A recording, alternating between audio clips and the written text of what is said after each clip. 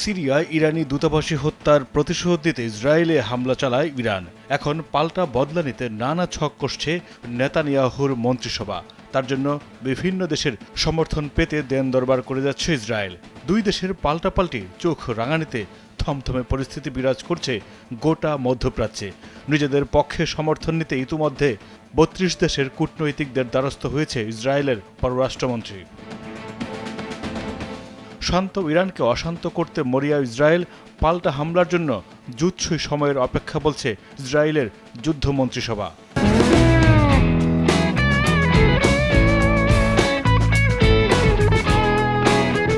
মধ্যপ্রাচ্যে এমন অপ্রত্যাশিত উত্তেজনা বৃদ্ধির জন্য ইসরায়েলের প্রধানমন্ত্রী বেনিয়ামিন নেতানিয়াহু এবং তার সরকার এককভাবে দায়ী বলে মন্তব্য করেছেন তুরস্কের প্রেসিডেন্ট রিসেপ তাইয়েপ এরদোয়ান।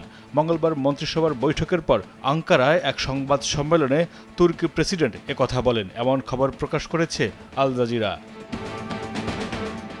অবশ্য ইসরায়েলের আগ্রাসী মনোভাবের কারণে শুধু এরদোয়ান নয়, অনেকেই পাশে থাকতে চাইছে না নেতানিয়াহুর।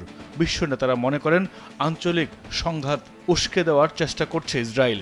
সিরিয়ার দামেস্কে ইরানের দূতাবাসে ভয়াবহ হামলা ছিল তাদের সেই পরিকল্পনারই একটি অংশ। এরদোয়ান মনে করেন গাজা ইসরায়েলের নিষ্ঠুরতা ও গণহত্যা যতদিন অব্যাহত থাকবে ততদিন নতুন আঞ্চলিক উত্তেজনা বাড়তে থাকবে। ইসরায়েলে ইরানের হামলার নিন্দা জানানোয় পশ্চিমাদের সমালোচনা করে এরদোয়ান বলেন, যখন সিরিয়ায় ইরানি দূতাবাসে ইসরায়েল হামলা চালায় তখন পশ্চিমারা এই ঘটনায় চুপ ছিল। তিনি মনে করেন সিরিয়ার দূতাবাসে হামলা না চালালেই উত্তেজিত হতো না ইরান। ইসরায়েলের ড্রোন ও ক্ষেপণাস্ত্র হামলার পর রাশিয়ার প্রেসিডেন্ট ভ্লাদিমির পুতিনকে তাদের অবস্থানের বিষয়ে অবহিত করেছেন ইরানের প্রেসিডেন্ট ইব্রাহিম রাইসি। মঙ্গলবার বিকেলে ইরানের প্রেসিডেন্ট রাইসি রাশিয়ার প্রেসিডেন্ট পুতিনকে ফোন করেন। নতুন করে ইরান আর কোনো যুদ্ধ চান না বলেও জানান রাইসি। তবে ইসরায়েল হামলা চালালে এক চুলো ছাড় দেবে না ইরান।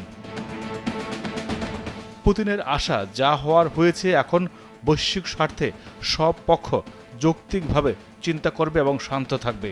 মধ্যপ্রাচ্যের জন্য বিপর্যয়কর পরিণতি ডেকে আনে এমন কোনো পদক্ষেপ বা নতুন যুদ্ধের দিকে অগ্রসর হবে না দুই পক্ষই।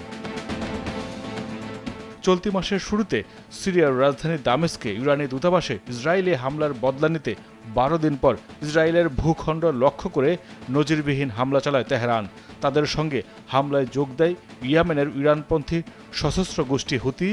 এরপর লেবাননের সশস্ত্র গোষ্ঠী হিজবুল্লাহর পক্ষ থেকেও রকেট হামলা চালানো হয় ইসরায়েলে। মাইদুর রহমান রুবেল, কালবেলা।